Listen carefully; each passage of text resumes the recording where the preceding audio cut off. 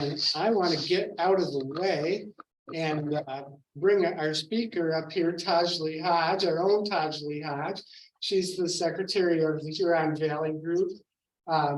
She's magnificent. She presented at Ipsy Night last year when we were completely virtual, and that was about her brainchild, the Sugarbrook native flower garden. And tonight she's going to tell us about another project of her fertile imagination. So without any further ado, Tajalli Hodge. Thanks for that wonderful introduction, Dan. Like you said, I'm Tajalli Hodge, and I am the president of Fed Up Ministries. And I'm really excited to talk to all of you tonight. I know a lot of you are my friends, but I'm still excited to tell you. And also, I'm so glad that you were able to make it out tonight. So I just wanted to start off on this first slide by listing our core values, because that's really at the heart of everything that we do. And our values are people, dignity, quality, and service. This is the heart of our organization, of our mission, and it's the why of everything that we do. And we believe that all people, regardless of race, religion, ethnicity, family status, income, gender, or anything else, all people are people first and inherently deserve the same dignity, quality, and service that people with privilege and power can afford, but it's not always the case. We'll talk more today about our core values and how we strive to live up to them in everything that we do.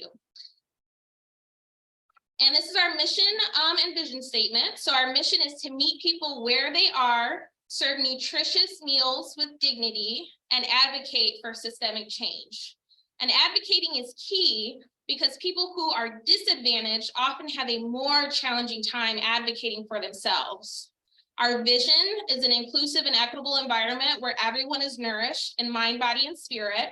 And if we think about our pyramid of needs, at the very bottom are physical needs. So we can't nourish our mind or our spirit if we don't have our basic physical needs met. So our food, water, clothing, and shelter. So we have to focus on those first before we attempt to address anything else. And so that's where we're starting. So who are we? We are a food justice ministry. And what does that mean? So initially, we received our funding and support from the ELCA, which is the Evangelical Lutheran Church in America. And we continue to receive support from several congregations throughout Michigan. However, worshiping with Fed Up is not required to receive services, and we welcome people of all faith backgrounds to eat with us and to serve with us. And in fact, I'm not religious myself. So when I was approached to become the president of Fed Up Ministries, I was a little leery because of the ministry aspect, but it's actually been a really great learning experience for me to see how some people worship and practice ministry through service to others rather than more traditional ways like prayer services. So here at Fed Up, we're dedicated to fighting all injustices and lifting up the people in our community across the board. And we've started with fighting food insecurity in a way that's different from other food providers in our area. We are actually a fully functioning, fully licensed food truck with a home hub and a commercial kitchen. We cook meals and provide them to folks who need or want food. And although we have such an extensive food pantry network in Washtenaw County, we have very limited options for prepared meals for people. Why is this important? People experiencing homelessness may not have access to equipment to cook food. People with low incomes may not be able to afford to replace a broken stove or a broken microwave.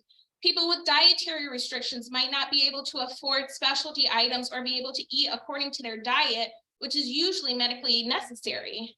Some people don't know how to cook and prepare their own meals, or may not have the capacity to do so.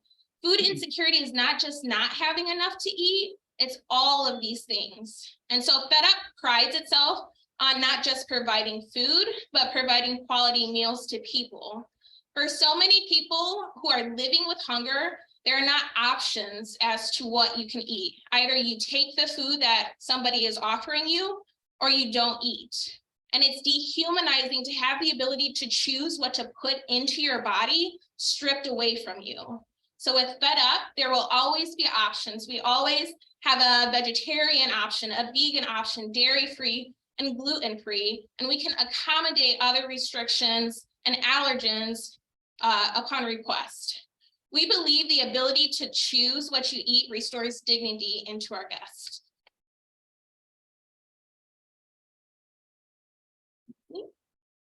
Okay, hunger is a symptom of a larger problem, right? We know that hunger is a direct result of systemic racism, poverty, underemployment, unemployment, and other systemic problems, as clearly demonstrated with documented statistics. So in 2020, US poverty rates were over twice as high for Black communities and Brown communities as they were for white communities. That creates a deceivingly low average that is not reflective of communities of color. Similarly, food insecurity rates are also twice as high for Black and Brown communities as they are for white communities. And of the households that have incomes below the federal poverty line, 35.3% of households were food insecure. So there's clear and definitive correlation and causation between hunger, poverty, and racism. When homelessness is brought into the picture, all of these issues are compounded. So with Fed Up, about half of our guests that we serve are experiencing homelessness or housing insecurity, and the other half of our guests come from low-income communities of color. We are currently serving weekly in Ann Arbor and Ypsilanti, and we've just transitioned from our outdoor meals, which we had at West Park and at the Ypsi Bus Depot, to delivering meals to the warming centers in both cities. In our other seasons though, so spring, summer, and fall, we are serving outdoors in person. So the pandemic may seem like an odd time to start a nonprofit, but we were born out of need. In 2020, 60 million Americans received charitable food assistance, which is about 1 in every 5 people. That's a 50% increase over 2019. In Washtenaw County alone, 40% of food pantry guests in 2020 had never used a food pantry before. We're seeing huge increases in food access issues across the board, and that's why we decided to do something about it. So after we got licensed with the health department in June of last year, we served over 4,000 meals before the end of the year, and this year we're on track to serve about 15,000 meals with no sign of slowing down. We've gone from having no staff last year, all volunteers, to having 3 paid staff, and we are about to start paying our 4th. One of our greatest strengths is our ability to work well and partner with others. People facing food insecurity almost always are facing other challenges in tandem with food access. So we invite other community partners to serve alongside us so that we can help address the whole person rather than just one symptom. Last year, we had a weekly meal service at Liberty Plaza in Ann Arbor, and we came to that location because there was a lot of people who were experiencing homelessness that were congregating there, and the Ann Arbor Police Department was getting a lot of complaints from local business owners. So we went in and we were providing meals to the folks who are congregating there, and we invited housing organizations to come with us, like Path and Port from Washtenaw County, to help with resources on housing access. What we found this year when we went back in the spring is that we weren't seeing the same numbers of people that were there before because these folks were getting housed, and so they weren't there anymore.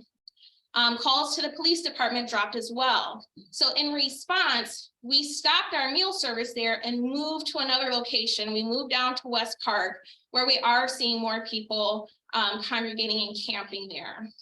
Also this summer, we started a new serving location at the Ypsilanti Bus Depot. That's been hugely successful. We know that people who rely on public transportation are often also facing low incomes and food insecurity. We regularly have members from the Washtenaw County Health Department come out with us, from Peace House and A Brighter Way, that join us to provide resources. At one of our lunches this summer, we had a volunteer from A Brighter Way who was able to notice that one of our guests at the food truck had been recently released from incarceration just from the clothes that they were wearing. He was able to pick that up. And they were able to make contact with this guest and offer assistance with reentry resources. These are the kinds of impacts that are so important to us as an organization, even more so than the number of meals that we serve. We also have a strong partnership with Growing Hope. They have graciously donated quite a bit of their produce to us. We have a partnership with the Humane Society of Huron Valley, who provides us cat and dog food so that we can provide pet food to folks who are experiencing pet food insecurity, right? You don't think about that, but people are more likely to feed their animals, their pets, than they are to feed themselves, right? So we have to keep that in mind as well. We work with Home of New Vision, the Delana Center, Pullover Prevention, and so many more. We're also a field placement site for the University of Michigan School of Social Work. So each semester, we have 1 to 3 master level social work students interning with us to assist with community engagement, outreach, communications, and project development. Our interns also help us to focus and develop our DEI policies and help us with constant reflection of our work throughout the process. And this year, our interns have taken the lead on developing a community fridge project, which has been successful in Detroit. And so a community fridge project is where you take a fridge and you place it somewhere and you fill it with food, and people come get the food, and then it gets replenished. We have volunteers to check and make sure that we're disposing of food that's spoiled, that everything is labeled with allergen information and ingredients. And so we're really hopeful that we can launch that next year. So that's a bit about our current services that we're offering, what we've worked on in this past year and a half that we have been operating. That was a lot, but not everything. So if you have questions about the food portion of things, make sure you ask. But now I want to talk about what's next for our organization. So like we already touched on, people who are facing food insecurity are also facing other challenges. And one of the needs that we heard from our guests at the food truck was for shower and laundry facilities. We heard that ask, and we're taking up that challenge. And we're currently in the phase of finding shower and laundry facilities to build or buy that will be mobile, that we can take into the community and provide those services. And this is going to help our residents in so many different ways. So big picture, let's look at it. Individuals who are already experiencing homelessness often have a harder time getting housed due to lack of access to showers and not being able to afford to wash clothes or afford to buy new clothes. This makes it harder to look presentable for job interviews and obtain employment, which furthers the cycle of poverty and homelessness. Similarly, people who may have a job can be at risk for losing their job, their employment, if they show up to work wearing unclean clothes or the same clothes day after day under the guise of professionalism, which again contributes to the cycle of poverty, homelessness, and marginalization. We know also that simply being housed doesn't solve everything, right? Low income, high density housing, as well as short-term stay locations also have residents that are faced with the exorbitant cost of washing clothes. Residents that may be renting single family homes in certain areas may not be able to afford to install a washer and dryer. They may not be able to replace a broken washer and dryer, or their landlords may not allow them to install a washer or dryer either. All of these residents have to rely on going to laundromats to wash their clothes, which requires transportation. So that's going to be compounded if you don't have reliable transportation. And then they have to haul all of their clothes to a location, wash them, and haul them all back home. Families experiencing homelessness may not have access to shower facilities or be able to wash clothes due to the expense. So when we think about some homeless people get gym memberships so they can shower. But many gym memberships don't allow children in the facility, and the price of washing clothes at laundromats can just add up. Once you have a family of 4 and we're thinking about washing $5 for a load of clothes, that's going to stack up really fast. This causes families to make the hard choice of washing clothes or eating a hot meal. With our program, guests will be able to save that money and put it towards groceries, household bills, or other expenses that they wouldn't otherwise be able to afford. This additional income that they're saving might be the difference between being housed and employed, which sets people on the path out of poverty. We're also working to address racism through our shower and laundry facilities. Institutions like public schools, hospitals, and even therapists' office have mandatory reporters that are obligated to report on children who may be experiencing neglect. In extreme circumstances, children are being harmed, but much more common is children being reported to CPS for wearing the same clothes day after day, wearing dirty clothes, or having body odor.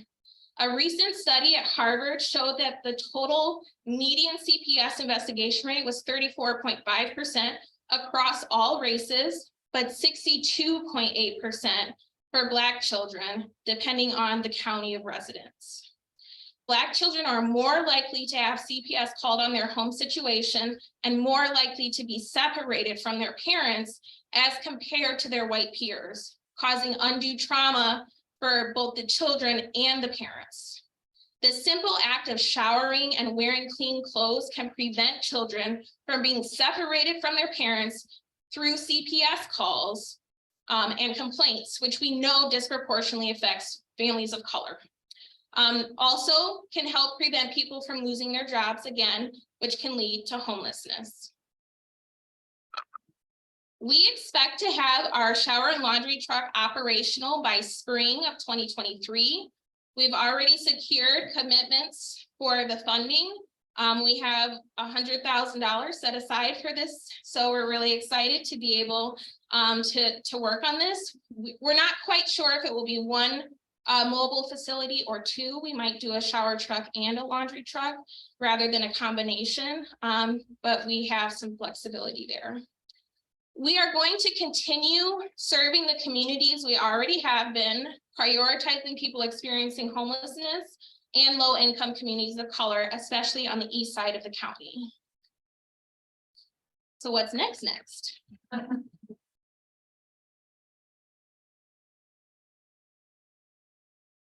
We are growing really fast. As you can see, we've only been around for about 1.5 years and we're already doing all of this. But we want to expand our meal services. So currently we're serving 3 to 5 meals a week, and we would like to get up to a consistent 6. We would also like to purchase a delivery vehicle to be able to provide more delivery options and expand to other areas of the county, because we know that food insecurity is everywhere, right? It's not just on the east side of the county. It's not just in rural areas. It's in Ann Arbor. It's in Milan. It's everywhere. So we would like to expand delivery options as well as doing services in other parts of the county. Long term, we would like to set up a pay what you can cafe where folks can come in and, just like it sounds, pay what they can. And we actually have a space in mind, and we're hoping we can convince the owners to donate some time and space to us. So we're excited to move forward with that project. And we are staying committed to the community, not just through the services that we offer, but also through employing community members and having folks on our board from the communities that we serve. I'm obviously from Ypsi, and I live in one of those low-income neighborhoods. And we also make sure we're reflecting the needs of the community by having the community involved with all aspects of our organization. So as of this month, we have so far employed 2 people experiencing homelessness, and 3 people who have served on our board have recently experienced homelessness. We've also had volunteers from all different types of communities.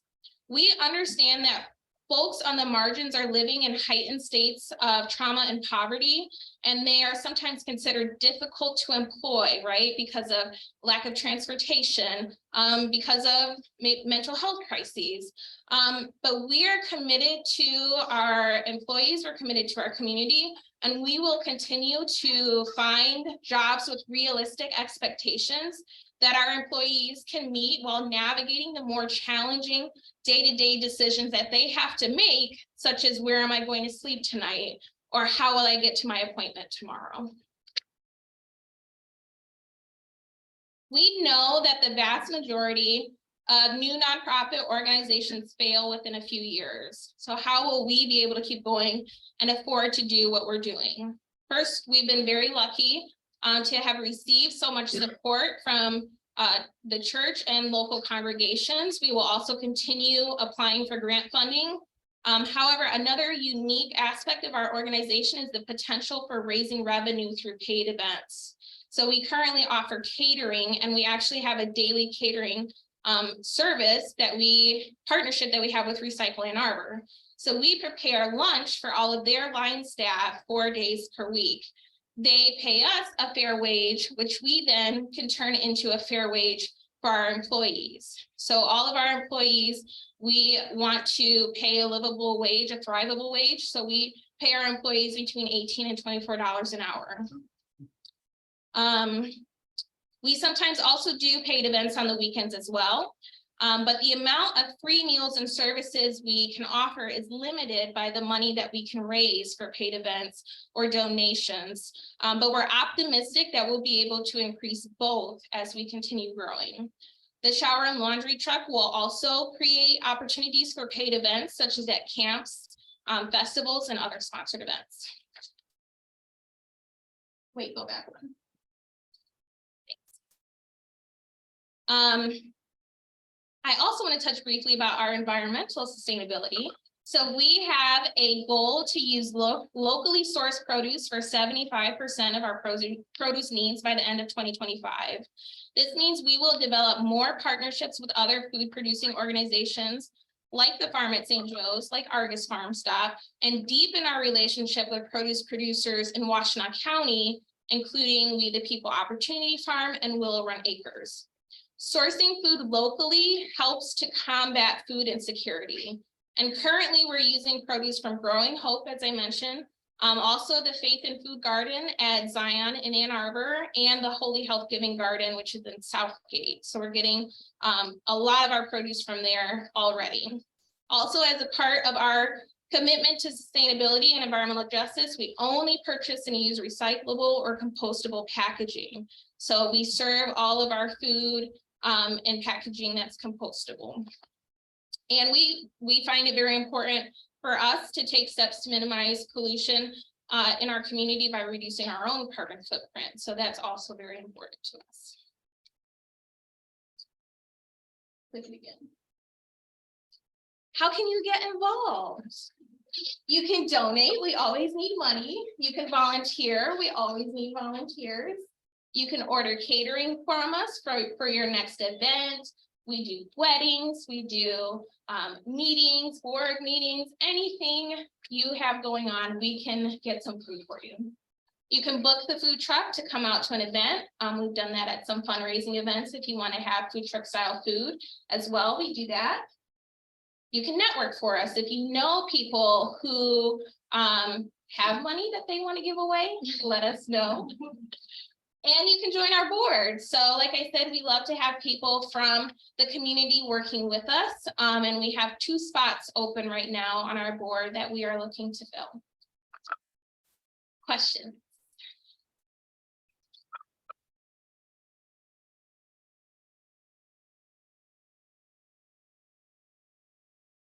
Yes. I have a question about, you said you served, I'm not sure how it went, 3 or 4 meals from your food truck. Now, I can't imagine, how does the food truck have enough food for people? I mean, how is that done? What are the logistics? Yes, so we have a commercial kitchen that we work out of in Ann Arbor. And so we do a lot of our prep work there at the excuse me, there at the kitchen, and then we pack it up onto the food truck, and then we go out and we serve it. So we're not doing like a ton of cooking on the food truck. Like, it's not like, you know, sometimes we do, like if we're doing like a grilled cheese, but if we're doing something like chicken sliders, like the slider part is already prepared. So it's like assembling mostly that we have to do. How do you have a set schedule where your food truck goes so people can wait for you to be there? Yes, we do. So our regular serving locations are lunch on Wednesdays in West Park and in the Ipsy Bus Depot. Except in the cold months, those meals then go to the warming center. And then we also do God and Grub on Tuesdays, where Zion will send a bus to the Delana Center to pick people up and bring them back for a meal as well. And they can choose to stay for a worship portion if they want. But again, it's not obligated. Everyone can eat and they don't have to participate in any type of services. But our regular serving locations are just that, they're regular. So people know when to expect us. And also on the second Saturday of every month, we're at Pullover Prevention, which is like a mutual aid kind of fair where people can go. Obviously, they can get a meal from us. Sometimes it's in partnership with a food pantry distribution. And then there's a group of people who do car repairs. And the whole intention was to fix small car issues like a brake light or windshield crack so that they won't be pulled over by the police. We have a question in the chat, which is from Jason. Are you guys sped up able to interface or utilize the double up food bucks? Oh, not yet, but I would love to learn more and see how we could. We all of our meals are free, so nobody needs to bring any cash to the food truck. We when we're doing our free meals in the community, we don't have like a tip jar out because we don't want there to be any stigma for people coming for a meal who don't have money to pay.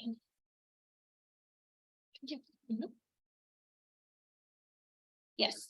You have incredible programs and you are doing more than many for-profit organizations could as a not-for-profit. I'm sure it's a struggle because I have a small not-for-profit that works in other countries and COVID virtually shut us down. I asked just before the program, would it help if Ypsilanti could have a year-around farmers market? The farmers market at Depot Town closes end of October. So you have 6 months without local produce. Right. And I asked the farmers on the last day at Depot Town Market, what are you going to do? Well, we have to go to sell our food in 3 or 4 other cities. We have to travel to the Eastern Market if we can, or we have to go to the markets that are open to sell the food that we still have, which we haven't sold. And to me, I've worked with farmers markets in the past. I served on the market commission for Ann Arbor years ago, and I helped promote the farmers markets in other countries because it's access, provides access both to the grower and to the customer.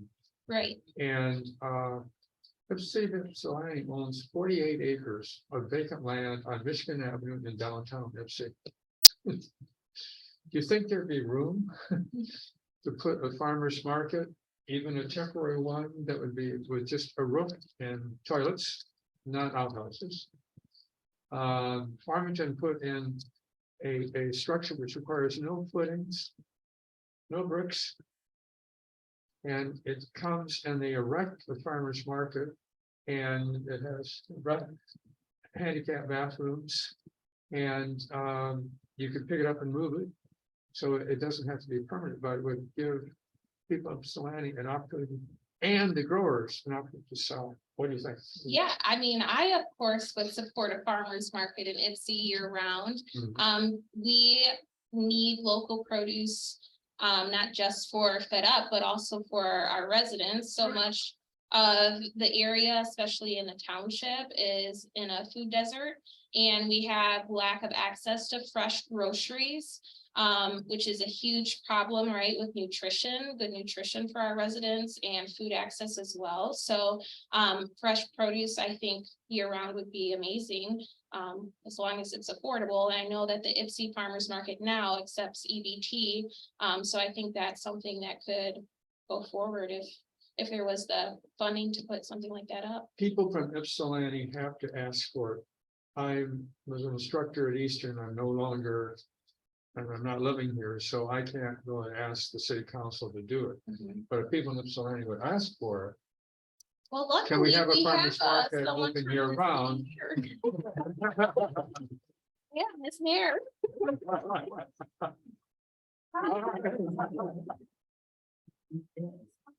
And Councilmember Somerville.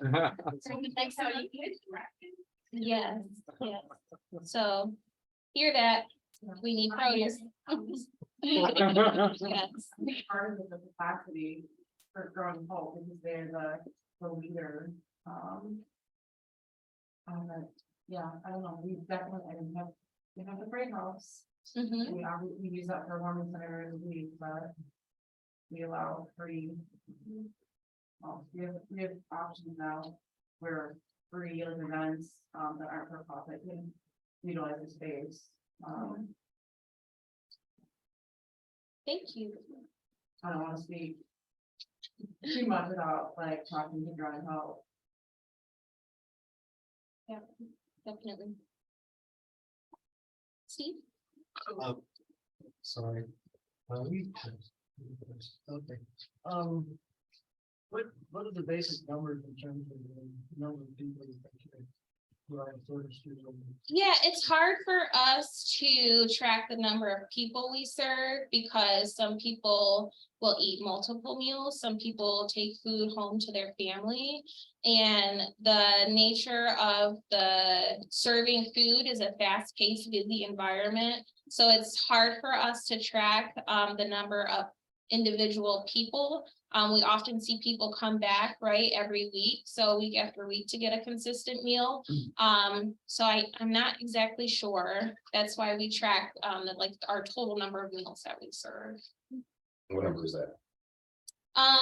We should be serving 15,000 meals this year. And last year when we were getting started, we served 4,000. So Can you make sure you repeat the questions? For the Yes, Zoom people? I yes. think we've been managing it okay. Okay. but yeah. Perfect. Yeah, I Actually, was thinking if you had, even some student interns or to do data collection to support this. Yeah. Gives you a little more status reporting to funders. Right, yeah.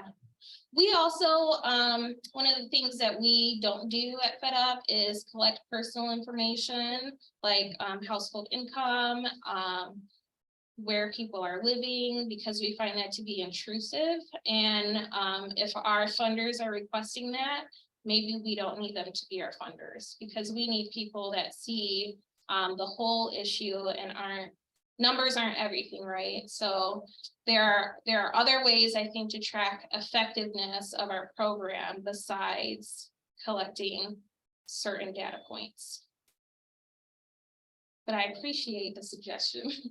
And if we get some more people volunteering for us, hopefully we can collect some of that, Yeah, of the I think people. there might be some things you could find that would be collectible but not intrusive. Yeah, that's the balance. So I have 3 plots with Project Grow, Mhm. So and I also did some work with Genesis in the Macro Food Pantry on Packard. And so the excess produce I've had over the last 3 years or so, I've been giving to food pantries. So one of the things that I realized was important was getting the balance, like you said, of produce. So what types of produce, I'm happy to donate to you guys now. Yeah. But what kind of produce you think is in demand? Because I'm starting to plan my garden for next year. Yeah, we also at the the Gift and Grow Garden at Zion, we used to donate all of our produce to food gatherers as well until we started Fit Up, and now we take all of that produce. And we do partner with food gatherers as well, but it's harder to partner with them because they're a food rescue organization, and so they don't always know what they're going to be getting. So it's kind of hard if we ask for, 5 tomatoes and we get 50 pounds of tomatoes, like, it's hard to plan our menus with the variability of what we get from food gatherers. But things that we always need are potatoes and onions, garlic. We use a lot of lettuce in the summertime, so Swiss chard, collard greens, any type of lettuce, cabbage is always really good for us. Yeah, so I can get you a list. Yeah, just give me a list and figure, just let me know what you need. I mean, after a couple of years of, the back of food pantry, my staples were like turnip greens, mustard greens, Swiss chard. My very high yielding green, high vitamin content. Yes, we love that. We have another question in the chat too. If you want to do that, Jason asks or says and asks, cool story about identifying the recently released individual. Does Fed Up plan to work with that audience more intentionally?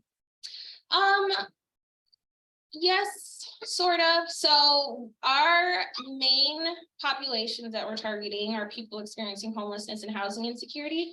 Sometimes that overlaps with people who are recently released from incarceration. So we do partner with A Brighter Way. And so we're able to offer services in tandem with them.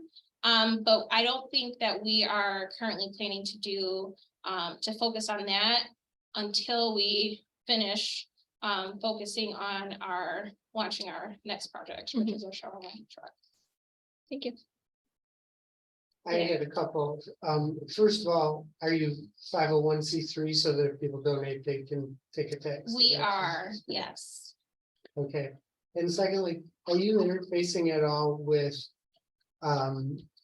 groups like St. Andrew's Breakfast and other groups that have a similar mission to yours? Yes, so we are aware of the work that St. Andrews does, and so we don't overlap with them, the breakfast program that they have. And so we focus on filling in the gaps, so we're not doing double the work. Would you give an example of what that means? Yeah, so like if we know that there's going to be food distribution somewhere, we would prefer to volunteer to support with that rather than coming in with our program to detract from maybe what somebody else is doing. So we offer lunch on Wednesdays, and I think Peace House doesn't. So we're trying to fill in spaces in different areas where people aren't getting served. So like at West Park, we know that there's a large homeless population there who may not have transportation to get to other locations to get free food. That transportation is always going to be a huge burden to overcome, which is why we are mobile. And so we try to go to areas where the people are. And then, like I think I mentioned, we also want to get a delivery catering van so that we can take even more meals to people who are homebound or in other parts of the county who geographically are isolated.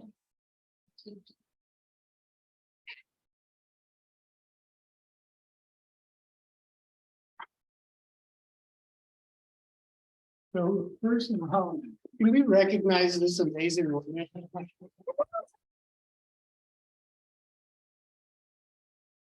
And I don't know if people understand that Tajalli has a day job. This is a passion project that she squeezes into her free time, along with being an officer of the Huron Valley Group or whatever else people ask her to do. She can't say no. Yeah, her government service. So it's pretty incredible. And one thing that you said that I wanted to reinforce.